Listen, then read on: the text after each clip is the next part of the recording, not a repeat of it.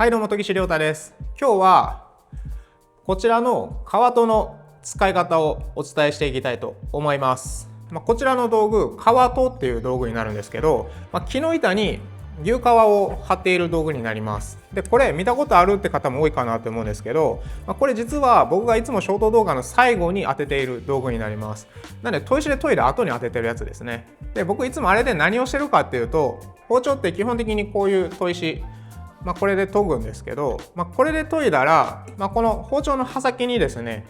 この金属削ったゴミがいっぱいつくので、それを最後に取り除くバリ取りっていう作業があるんですけど、それをこちらの革砥でしているっていう感じになります。で、僕はそのバリ取りプラスもう一個やってることがあって、この革砥ってそのままでもバリ取りとして使えるんですけど、ここに研磨剤を付着させることによって、最後めちゃくちゃ優しく研磨することができるので、僕はバリ取りプラス研磨としての道具として使っています。なので今回はそこら辺の革砥の使い方をお伝えしていこうと思います。この革砥の使い方、ポイントとしては3つありまして、まず1つ目は、研磨剤の付着させ方で、2つ目が包丁を革砥に当てる角度で、3つ目が、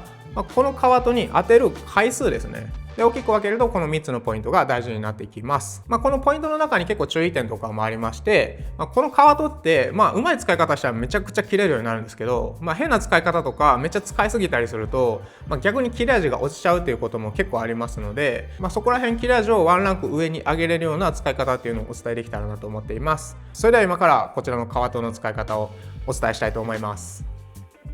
ちょっと今指怪我しちゃってるので僕手袋するんですけど、皆さんは全然手袋しなくても大丈夫です。ではまず1つ目のポイントの、革砥の作り方ですね。研磨剤の塗り方をお伝えしていきたいと思います。で、この革砥なんですけど、革砥にはこんな感じで2種類の皮がくっついてあります。で、こっちの面は、ちょっとマットになってる方で、こっちの方はちょっとテカッとしてる、つるっとしてる面になるんですけど、何が違うかというと、こっちの方がちょっと毛羽立てて、こっちの方がより滑らかな感じになっています。革靴想像してもらったら分かりやすいかなと思うんですけど、マットな革靴と、つるっとしてる革靴とっていう感じですね。で、これの使い分けになるんですけど、基本的にバリ取りだけ、研磨剤何も塗らずにバリ取りだけするっていう時は、こっちのマットな革砥の方だけで大丈夫です。こっちのマットのやつの方が包丁の刃先のゴミとかも取り除きやすいので、基本的にはこれマットの方だけでいいかなと思うんですけど、今からお伝えする研磨込みの革砥の使い方っていうのは、これ使い分けすることができて、ちょっと強く研磨したいっていう時はこのマットな方を使う方がいいです。で、逆にめちゃくちゃ繊細にあんまりやりたくないという時はこのつるっとしてる方がいいっていう感じですね。で、どう使い分けるかというと、ちょっと粗めの砥石で仕上げたりする時っていうのはこのマットの方が効きがいいです。粗めというと、中砥石とか粗砥石とかそこら辺の番手ですね。で、逆に仕上げ砥石とか天然砥石とかってなるとこっちのつるっとした方を使う方がおすすめかなって感じですね。この最初使った砥石、仕上げ砥石とか天然砥石の効きをそのまま出したいので、つるっとしてる方がより研磨力低くて、こっちの方がより砥石の効果をそのまま残しやすいです。仕上げ砥石とか天然砥石やった後にこのマットな方を使っても全然いいんですけど、そうすると、どっちかというと砥石の切れ味っていうよりもこっちの革砥の切れ味になってきてしまうので、そこら辺の使い方とかもちょっといろいろ試していただけたらなと思います。で、今回のやり方なんですけど、今回はですね、こちらの旋盤、これ自光の柔らかめの旋盤なんですけど、こちらを使って、旋盤で仕上げた時の、革砥の使い方みたいな感じになります。で、やり方に関しては中砥石でも仕上げ砥石でも天然砥石でも基本的に一緒になりますので、ぜひ見てみてください。はい。ではちょっと脱線してしまったんですけど、今から革砥の作り方やっていきたいと思います。まずはですね、この砥石、この砥石の泥を使うんですけど、砥石って面直しした時に泥いっぱい出ると思うんですね。その泥を使っていただけたら OK です。ちなみにその面直しするときは、面直しの砥石、青色とか黒色とかのあると思うんですけど、あっちの砥石よりもこういうダイヤモンドの砥石の方がいいです。っていうのも、普通の面直しの砥石だと面直しからも研磨剤が出てしまうので、その面直しの研磨剤ってどうしてもちょっと粗いんですよね。なので、こういうダイヤモンドの砥石、こういうのだとほぼ研磨剤こっちからは出ないので、こっちの研磨剤ほぼほぼ 100% に近い感じで使えるっていう感じになるので、ぜひダイヤモンドで面直ししてあげてください。じゃあですね、まず面直しで泥出ししていきます。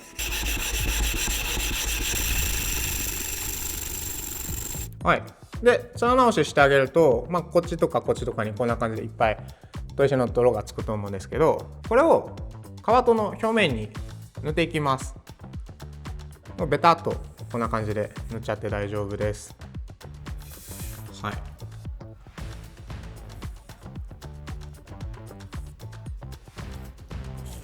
でこの砥石についてる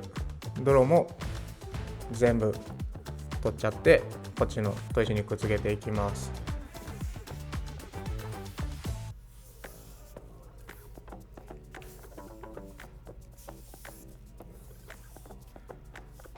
じゃあこいつの砥石の出番終わりました。でですね、皮と乾燥してるので、こんな感じで泥をつけても伸びないです。なのでどうするかっていうと、水つけてもいいんですけど、皮とって研磨する時に滑りが悪いので、油をなじませることによってこの研磨のしやすさ、滑走感がすごく上がるんですね。なのでもう最初から油、こちらを皮との表面にこんな感じでピチャッと塗ってあげます。で最初めっちゃ吸収するので、思ったよりも多めの油つけていただいて大丈夫です。で使用する油は、椿油か刃物用の油がいいかなって感じですね。サラダ油とかだと乾燥してベタっとしちゃうので、どっちかというとサラサラの油の方がいいです。なのでこんな感じでちょっと多めに油つけてあげて、でこれでこの砥石の泥と油をなじませてあげるっていう感じですね。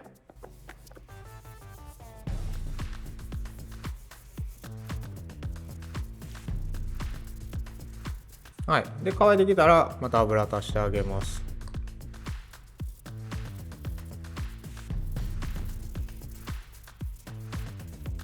はい、ではこんな感じで皮濡れましたので、これで一応なじませは OK なんですけど、皮の表面に、ちょっと砥石の泥の固形がいっぱい残ってると思うんですけど、これあると若干研磨の邪魔になるので、この余分な砥石の泥を取ります。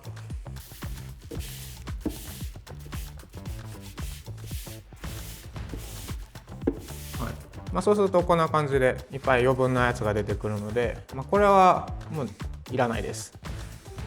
この皮の隙間ですね、毛羽立ってる皮の隙間に入ってる砥石ぐらいがちょうどいいです。なんで多すぎてもちょっと無駄に刃先が丸まったりしちゃうので、ここの塗り方もかなりポイントになってきます。はい、こんな感じですね。これで余分な砥石の泥が取れましたので、これでポイントの1つ目の皮と作りが終わりになります。はい、じゃあ皮と作れましたら、次は当て方になるんですけど、ちょっとこの砥石1000番で研いで、1000番の切れ味にまずしていきます。じゃあまず普通に小刃付けしていきましょうかね。で小刃付けっていうのはこれ両刃の包丁になるんですけど、刃先を30度になるように研ぐっていう感じです。なんで両刃の場合は15度15度で研いで、刃先だけを研いで、切れるようにするっていう研ぎ方ですね。じゃあいきます。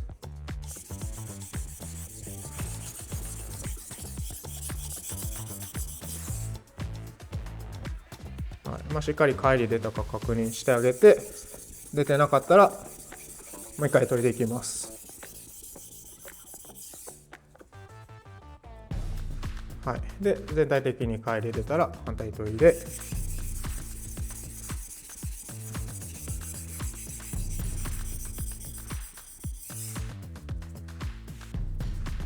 で反対も出してあげます。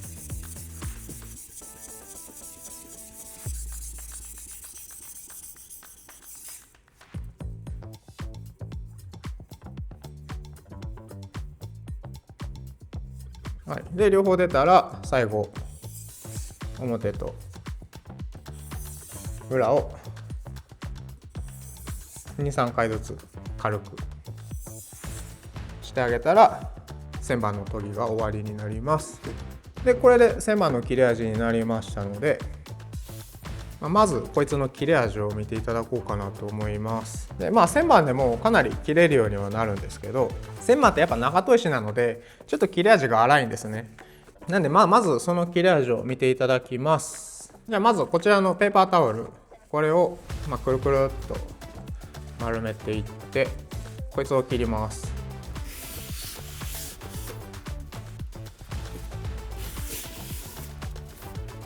はい、こんな感じです。まあ切れるには切れますね。はい、まあ、若干ちぎれそうになるかなっていうぐらいです。じゃあ次はこちらのコピー用紙。これ切ったら音で結構切れ味の違い分かりやすいので、ぜひ音聞いてみてください。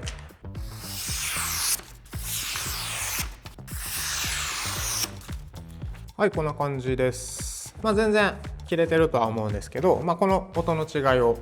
見ていただきたいと思います。で、次がこちらですね。コピー用紙の筒。僕がいつもショート動画でやってる、試し切りのやつです。基本これができたら、9大点かなって感じなんですけど、1000番で今どんな感じかやってみたいと思います。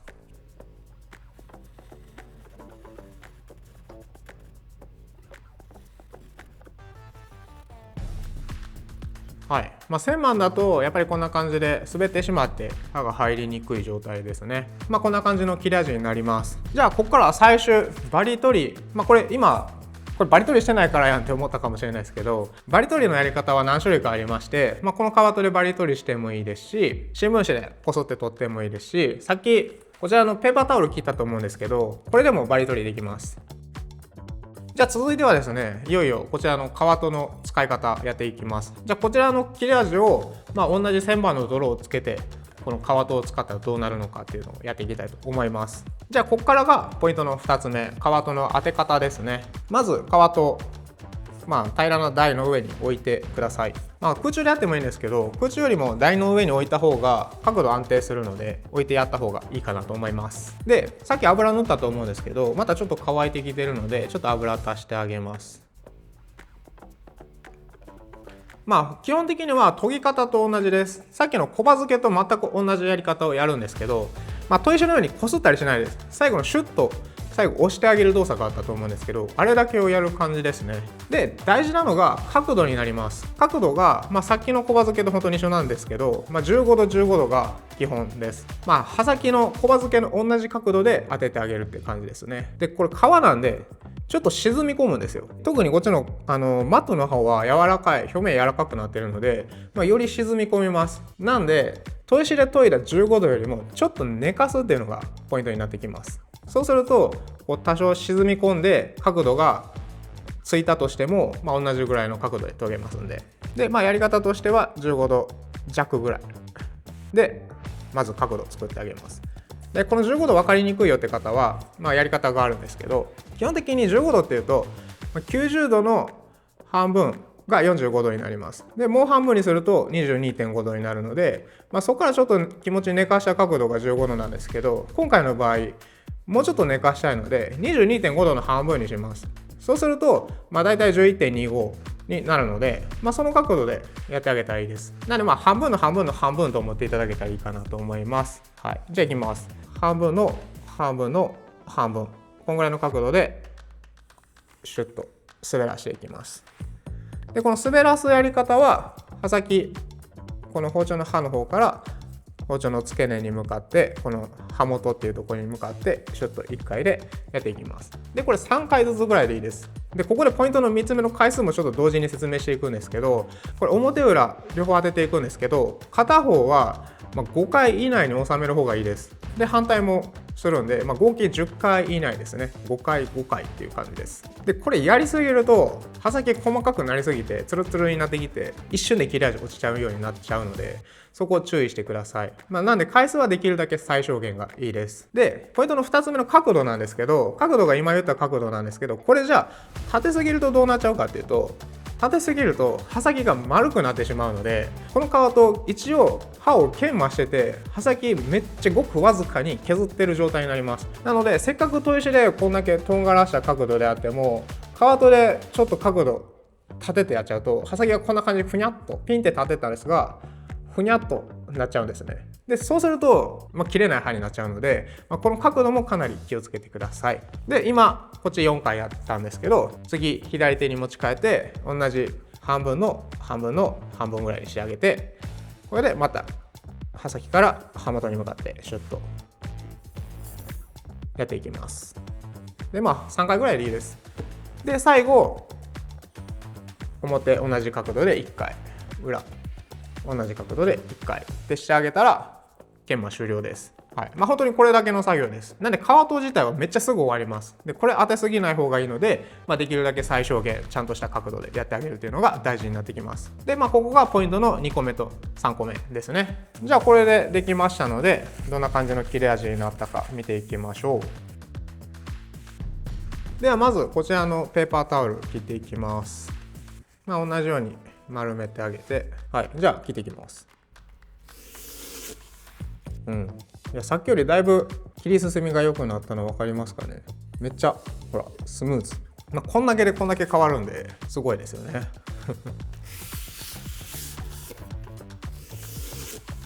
じゃあ次、こちらコピー用紙も切ってみます。これは音に注目してみてください。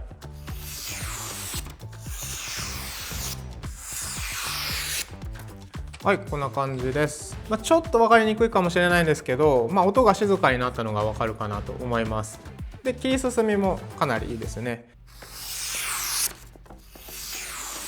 最後の方、さっきの最後の方、ちょっとちぎれかけてたんですよ、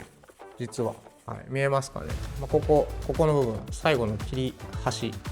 ここの部分がちょっとちぎれかけてたんですけど、こんな感じですごく綺麗に切れてるのが分かるかなと思います。こんな感じでこの紙の端っこが微妙にちぎれかけてるんですけど、皮と当てた方はこんな感じでこの端っこまですごく鋭く切れてるのが分かりますね。じゃあいよいよ一番分かりやすいコピー用紙の筒切っていきたいと思います。見た目で切れたか切れてないかで分かるんで分かりやすいんじゃないかなと思います。